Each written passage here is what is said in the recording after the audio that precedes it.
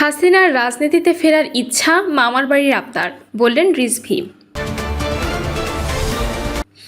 এদিকে লোডশেডিং ঘিরে বিদ্যুৎ স্থাপনায় নাশকতার আশঙ্কা, নিরাপত্তা নিয়ে চিঠি। জানাবো দেশে দণ্ডিত, বিদেশে সুরক্ষিত, শেখ হাসিনা ও আসাদের মধ্যে যত মিল। এবং সর্বশেষ জানাবো 6 বছরের শিশুকে ধর্ষণ চেষ্টার দায়ে বৃদ্ধের 7 বছরের কারাদণ্ড। দর্শক, শুনছিলেন সংবাদ শিরোনাম, এবার জানিয়ে দিব বিস্তারিত সংবাদ। তবে তার আগে অনুরোধ থাকবে ভিডিওটিতে একটি লাইক দিন এবং ভিডিও সম্পর্কে আপনাদের গুরুত্বপূর্ণ মতামত কমেন্ট করে জানিয়ে দিন। হাসিনার রাজনীতিতে ফেরার ইচ্ছা, মামার বাড়ির আবদার, বললেন রিজভী। ভারতে বসে আওয়ামী লীগ সভানেত্রী শেখ হাসিনা রাজনৈতিক সংবাদ সম্মেলন করা এবং দেশে ফিরে রাজনীতি করার ঘোষণাকে মামার বাড়ির আবদার ও ধৃষ্টতা বলে মন্তব্য করেছেন বিএনপি সিনিয়র যুগ্ম মহাসচিব ও প্রধানমন্ত্রীর রাজনৈতিক উপদেষ্টা রুহুল কবির রিজভী। তিনি বলেন, হাজার হাজার মানুষকে হত্যার পর এ ধরনের বক্তব্য দেশের জনগণ মেনে নেবে না। জনগণ গুম ও খুনের বিচার দেখতে চায়। বর্তমানে সরকারকে ন্যায় নিষ্ঠার উপর দাঁড়ানো সরকার উল্লেখ করে রুহুল কবির রিজভী বলেন, বিগত দিনে যারা গুম করেছেন, খুন করেছে, তাদের বিচার দেখতে চায় দেশের সাধারণ মানুষ। শেখ হাসিনার বিচার অবশ্যই বাস্তবায়ন হতে হবে। যিনি এত মানুষকে হত্যা করেছেন, তিনি আবার বিদেশে বসে প্রেস কনফারেন্স করে বলেছেন ডিসেম্বরে ফিরে আসবেন, রাজনীতি করবেন। এটা যেন মামার বাড়ির আবদার। রিজভী আরও বলেন, যারা শেখ হাসিনাকে আশ্রয় দিয়েছেন তারা মূলত তাকে নিয়ে নিজেদের স্বার্থ হাসিল করতে চান। শেখ হাসিনা ও তার দল জিয়া পরিবারকে ধ্বংস করতে চেয়েছিল। লোডশেডিং ঘিরে বিদ্যুৎ স্থাপনায় নাশকতার আশঙ্কা, নিরাপত্তা চেয়ে চিঠি। কুষ্টিয়ায় চলমান লোডশেডিংকে কেন্দ্র করে জনমনে অসন্তোষ দেখা দিয়েছে। এ অবস্থায় অনাকাঙ্ক্ষিত পরিস্থিতির আশঙ্কায় বিদ্যুতের গুরুত্বপূর্ণ স্থাপনাগুলোতে নিরাপত্তা ব্যবস্থা জোরদারের অনুরোধ জানিয়ে পুলিশ সুপারের কাছে আলাদা 2টি চিঠি দিয়েছে ওয়েস্ট জোন পাওয়ার ডিস্ট্রিবিউশনের কোম্পানি লিমিটেড ও কুমিল্লা পল্লী বিদ্যুৎ সমিতি। বৃহস্পতিবার বিষয়টি নিশ্চিত করেন কুমিল্লায় কুষ্টিয়ার অতিরিক্ত পুলিশ সুপার ফয়সাল মাহমুদ। তিনি জানান, সোম ও মঙ্গলবার এসব চিঠি দেওয়া হয়। চিঠির অনুলিপি জেলা প্রশাসক সহ সংশ্লিষ্ট বিভিন্ন দপ্তরে পাঠানো হয়েছে। অতিরিক্ত পুলিশ সুপার আরও বলেন, 2টি চিঠি বুধবার সকালে দেখেছি। বিষয়টি আইন শৃঙ্খলা বাহিনীকে জানানো হয়েছে। পুলিশ এরই মধ্যে নজরদারি করছে। বিদ্যুৎ বিভাগের মতো গুরুত্বপূর্ণ স্থাপনাগুলোতে নিরাপত্তার স্বার্থে পুলিশ নিয়মিত নজরদারি করে। পাশাপাশি পুলিশ ও গোয়েন্দা সংস্থাগুলোকে এসব স্থাপনায় নজরদারি বাড়াতে বলা হয়েছে বলেও জানান তিনি। ওজপাটিক ও কুষ্টিয়া কার্যালয় থেকে দেওয়া চিঠিতে বলা হয়, বিদ্যুৎ উৎপাদন স্বল্পতার কারণে সারা দেশের মতো কুষ্টিয়াতেও ব্যাপক হারে লোডশেডিং করতে হচ্ছে। এতে জনমনে অসন্তোষ সৃষ্টি হয়েছে। এ পরিস্থিতিতে যে কোনো সময় অনাকাঙ্ক্ষিত পরিস্থিতির উদ্ভব হতে পারে। চিঠিতে আরও বলা হয়, সংকটময় পরিস্থিতির সুযোগ নিয়ে কেপিআই ভুক্ত স্থাপনা সহ গুরুত্বপূর্ণ বৈদ্যুতিক স্থাপনায় নাশকতার আশঙ্কা রয়েছে। নিরবিচ্ছিন্ন বিদ্যুৎ সরবরাহ বজায় রাখা এবং গুরুত্বপূর্ণ স্থাপনাগুলোর নিরাপত্তা নিশ্চিত করতে প্রয়োজনীয় সংখ্যক পুলিশ সদস্য মোতায়েন ও পুলিশি নজরদারি জোরদার করা প্রয়োজন। অন্যদিকে কুষ্টিয়া পল্লী বিদ্যুৎ সমিতির জেনারেল ম্যানেজার জাহাঙ্গীর আলম সই করা চিঠিতে বলা হয়, দেশে বিদ্যুৎ উৎপাদন ও সরবরাহ ঘাটতির কারণে প্রায় 3500 মেগাওয়াট বিদ্যুৎ ঘাটতি তৈরি হয়েছে। ফলে দেশের বিভিন্ন এলাকায় ব্যাপক লোডশেডিং দেখা দিয়েছে। কুষ্টিয়া পল্লী বিদ্যুৎ সমিতির আওতাধীন এলাকাগুলোতেও এর তীব্র প্রভাব পড়েছে। চিঠিতে আরও উল্লেখ করা হয়, দীর্ঘ সময় বিদ্যুৎ না থাকায় শিক্ষার্থী, ব্যবসায়ী, শিল্প কারখানা, কৃষক সহ বিভিন্ন শ্রেণী পেশার মানুষ ক্ষতিগ্রস্ত হচ্ছেন। একই সঙ্গে অফিস আদালতের স্বাভাবিক কার্যক্রমও ব্যাহত হচ্ছে। এতে জনমনে ক্ষোভ ও অসন্তোষ বাড়ছে। বিষয়ে ওজপাটিকর নির্বাহী প্রকৌশলী আমজাদ হোসেন বলেন, লোডশেডিংয়ের কারণে নিরাপত্তাজনিত শঙ্কা তৈরি হয়েছে। অনাকাঙ্ক্ষিত যে কোনো পরিস্থিতি এড়াতে এবং নিরাপত্তা নিশ্চিত করতে প্রশাসনের কাছে চিঠি দেওয়া হয়েছে। দেশে দণ্ডিত, বিদেশে সুরক্ষিত, শেখ হাসিনা ও আসাদের মধ্যে যত মিল। একসময় রাষ্ট্রের সর্বময় ক্ষমতা ছিল তাদের হাতে। সরকার, প্রশাসন ও নিরাপত্তা কাঠামোর উপর ছিল শক্ত নিয়ন্ত্রণ। কিন্তু সময় বদলেছে। দুজনের এখন নিজ নিজ দেশের বাইরে। দেশে তাদের বিরুদ্ধে গুরুতর অভিযোগ ও বিচার প্রক্রিয়া চলছে। আর তারা অবস্থান করছেন এমন 2টি দেশে যারা তাদের প্রত্যার্পণের প্রশ্ন এখনো সাড়া দেয়নি। একজন বাংলাদেশের সাবেক প্রধানমন্ত্রী শেখ হাসিনা, অন্যজন সিরিয়ার সাবেক প্রেসিডেন্ট বাশার আল আসাদ। দুজনের রাজনৈতিক প্রেক্ষাপট এক নয়। দেশ দুটির ইতিহাস, সংখ্যাত আন্তর্জাতিক সম্পর্ক আলাদা। তবু ক্ষমতাচ্যুত হওয়ার পর তাদের অবস্থানের মধ্যে কিছু উল্লেখযোগ্য মিল দেখা যায়। সবচেয়ে বড় মিলটি হলো, দুজনেই ক্ষমতা হারানোর পর বিদেশে আশ্রয় পেয়েছেন। শেখ হাসিনা 2024 সালের 5ই আগস্ট বাংলাদেশের ছাত্র জনতার গণঅভ্যুত্থানে ক্ষমতাচ্যুত হয়ে দেশ ছাড়েন এবং ভারতে অবস্থান নেন।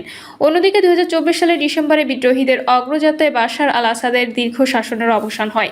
এরপর তিনি রাশিয়ায় আশ্রয় পান। দুজনের ক্ষেত্রেই ক্ষমতার পতন ছিল নাটকীয়। শেখ হাসিনা দীর্ঘ সময় বাংলাদেশের রাজনীতির অন্যতম প্রধান চরিত্র ছিলেন। তার নেতৃত্বে আওয়ামী লীগ টানা 15 বছর সরকার পরিচালনা করে। 2024 সালে জুলাই আগস্টের ছাত্র আন্দোলন দ্রুত বড় রাজনৈতিক সংকটে রূপ নেয়। 5ই আগস্টে শেখ হাসিনা দেশ ছেড়ে পালালে তার সরকারের পতন ঘটে। আসাদের ক্ষেত্রে ঘটনাটি ছিল আরও দীর্ঘ সংঘাতের পরিণতি।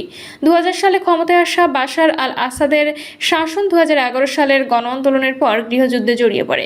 রাশিয়া ও ইরানের সহায়তায় তার সরকার দীর্ঘ সময় টিকে ছিল, কিন্তু 2024 সালের শেষ দিকে বিদ্রোহীদের দ্রুত অগ্রযাত্রায় দামেস্কের নিয়ন্ত্রণ হারান আসাদ। তার পতনের মধ্য দিয়ে সিরিয়ায় আসাদ পরিবারের 5 দশকের বেশি সময় শাসনের অবসান ঘটে। দেশে বিচার ও প্রত্যর্পণের দাবি ক্ষমতা হারানোর পর দুজনের বিরুদ্ধে নিজ নিজ দেশে আইনি ব্যবস্থা নেওয়ার উদ্যোগ নেওয়া যায়। শেখ হাসিনার বিরুদ্ধে বাংলাদেশে একাধিক মামলা হয়েছে। মানবতা বিরোধী অপরাধের মামলায় আন্তর্জাতিক অপরাধ ট্রাইব্যুনাল তাকে মৃত্যুদণ্ড দিয়েছেন। এরপর বাংলাদেশ সরকার তাকে ভারত থেকে ফেরত চেয়ে আনুষ্ঠানিক প্রত্যর্পণ অনুরোধ জানিয়েছে। ভারত এখনও হাসিনাকে বাংলাদেশে ফেরত পাঠানোর সিদ্ধান্ত নেয়নি। নয়াদিল্লি বলেছে, ঢাকার অনুরোধ আইন ও বিচারিক প্রক্রিয়ার আলোকে পরীক্ষা করা হচ্ছে। ভারতের পররাষ্ট্র মন্ত্রণালয়ের মুখপাত্র রণদীপ জয়সওয়াল জুলাইয়ে জানান, প্রত্যর্পণের অনুরোধটি পরীক্ষা নিরীক্ষার মধ্যে রয়েছে। আসাদের ক্ষেত্রেও একই ধরনের চাপ তৈরি হয়েছে। সিরিয়ার নতুন কর্তৃপক্ষ তার প্রত্যর্পণ চেয়েছে, তবে রাশিয়া তাকে সিরিয়ার হাতে তুলে দেওয়ার কোনো সিদ্ধান্ত নেয়নি। গত 11ই আগস্ট সিরিয়ার একটি আদালত আসাদের অনুপস্থিতিতে তাকে মৃত্যুদণ্ড দেন। হত্যা, নির্যাতন, নির্বিচারে আটক ও মানবতা বিরোধী অপরাধের অভিযোগে এই রায় দেওয়া হয়। তবে তিনি রাশিয়ায় থাকার ওই রায় বাস্তবায়নের সুযোগ নেই। শেখ হাসিনা আশ্রয় নিয়েছে ভারতে। ভারত ও তার নেতৃত্বাধীন আওয়ামী লীগ সরকারের মধ্যে দীর্ঘদিনের ঘনিষ্ঠ রাজনৈতিক ও কৌশলগত সম্পর্ক ছিল। তাই ক্ষমতাচ্যুতির পরও ভারত তাকে বাংলাদেশে ফেরত পাঠায়নি। আসাদের ক্ষেত্রে রাশিয়ার ভূমিকা ছিল আরও প্রত্যক্ষ। সিরিয়ার গৃহযুদ্ধের সময় মস্কো ছিল তার সরকারের সবচেয়ে গুরুত্বপূর্ণ আন্তর্জাতিক সমর্থকদের একটি। 2015 সাল থেকে রুশ সামরিক সহায়তা আসাদ সরকারকে টিকে থাকতে বড় ভূমিকা রাখে। ক্ষমতার পতনের পর সেই রাশিয়াই তাকে আশ্রয় দেয়। অর্থাৎ দুই ক্ষেত্রেই সাবেক শাসক এমন একটি দেশে অবস্থান করছেন যার সঙ্গে তাদের সরকারের গুরুত্বপূর্ণ রাজনৈতিক বা কৌশলগত সম্পর্ক ছিল। নিরাপদ আশ্রয় কতটা স্থায়ী? শেখ হাসিনা ও আসাদের বর্তমান অবস্থাকে তাই সরলভাবে নিরাপদ আশ্রয় বলা গেলেও এর রাজনৈতিক ভবিষ্যৎ নিশ্চিত নয়। শেখ হাসিনার ক্ষেত্রে ভারত বলছে তার প্রত্যর্পণের বিষয়টি আইন ও বিচারিক প্রক্রিয়া অনুযায়ী বিবেচিত হবে, অর্থাৎ দিল্লি এখনও চূড়ান্ত সিদ্ধান্ত প্রকাশ করেনি। আসাদের ক্ষেত্রে রাশিয়ার আশ্রয় আরও স্পষ্ট, তবে সিরিয়ার নতুন কর্তৃপক্ষ তার বিরুদ্ধে বিচার চালিয়ে যাচ্ছে। গত 11ই আগস্টের মৃত্যুদণ্ড সে চাপকে আরও দৃশ্যমান করেছে। দুই সাবেক শাসকের গল্প তাই মোটামুটি একই জায়গায় এসে মেলে। ক্ষমতার শীর্ষ থেকে পতন, দেশ ছাড়তে বাধ্য হওয়া, নিজ দেশে বিচার বা প্রত্যর্পণের দাবি, আর বিদেশে এমন এক রাষ্ট্রের আশ্রয় যার সঙ্গে তাদের শাসনামলে গুরুত্বপূর্ণ সম্পর্ক গড়ে উঠেছিল। তবে শেষ পর্যন্ত শেখ হাসিনা বাশার আল আসাদের ভবিষ্যৎ নির্ধারণ করবে শুধু রাজনীতি নয়, এর সঙ্গে জড়িয়ে আছে রাজনৈতিক আইন, দ্বিপক্ষীয় সম্পর্ক, কূটনৈতিক স্বার্থ এবং সংশ্লিষ্ট দেশগুলোর রাজনৈতিক সিদ্ধান্ত। 6 বছরের শিশুকে ধর্ষণ চেষ্টার দায়ে বৃদ্ধের 7 বছরের কারাদণ্ড। ফরিদপুরের মধুখালীতে 6 বছরের এক কন্যা শিশুকে ধর্ষণ চেষ্টার দায়ে মোহাম্মদ হাকিম বিশ্বাস নামের এক বৃদ্ধকে 7 বছরের সশ্রম কারাদণ্ড দিয়েছে আদালত। একই সঙ্গে তাকে 20,000 টাকা জরিমানা অনাদায়ে তাকে আরও 3 মাসের বিনাশ্রম কারাদণ্ড দেওয়া হয়েছে। বৃহস্পতিবার দুপুর 2:30টার দিকে ফরিদপুরের নারী ও শিশু নির্যাতন দমন ট্রাইব্যুনালের বিচারক শামীমা পারভীন এ রায় প্রদান করেন। রায় ঘোষণার সময় আসামি আদালতে হাজির ছিলেন। তাকে পুলিশ পাহারায় ফরিদপুর জেলা কারাগারে নিয়ে যাওয়া হয়। হাকিম বিশ্বাস ফরিদপুরের মধুখালী উপজেলার একটি গ্রামের বাসিন্দা ও ধর্ষণ চেষ্টার শিকার শিশুটির প্রতিবেশী। মামলার এজাহার সূত্রে জানা যায়, 2018 সালের 2রা আগস্ট দুপুরে নিজের অসুস্থ শ্বশুর শাশুড়ির কাছে নিজের 6 বছরের মেয়েকে রেখে ব্যক্তিগত কাজে মধুখালী বাজারে যান শিশুটির মা। পরে বিকাল 4টার দিকে বাড়িতে এসে জানতে পারেন প্রতিবেশী হাকিম তার মেয়েকে যৌন হেনস্থা করেছে। এ ঘটনায় ওই বছরের 3রা আগস্ট শিশুটির মা বাদী হয়ে হাকিমকে একমাত্র আসামি করে মধুখালী থানায় নারী ও শিশু নির্যাতন দমন আইনে একটি মামলা দায়ের করেন। মামলাটি তদন্ত করেন মধুখালী থানার এসআই পলাশ কুমার দাস। তিনি 2019 সালের 1 মে এ ঘটনার অভিযোগপত্র আদালতে দাখিল করেন।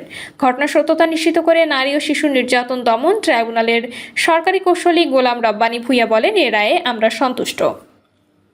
প্রিয় দর্শক, এই ছিল এখনকার সর্বশেষ সংবাদ। আপডেট সব সংবাদ পেতে চ্যানেলটি সাবস্ক্রাইব করে বেল আইকনটি ক্লিক করে রাখুন।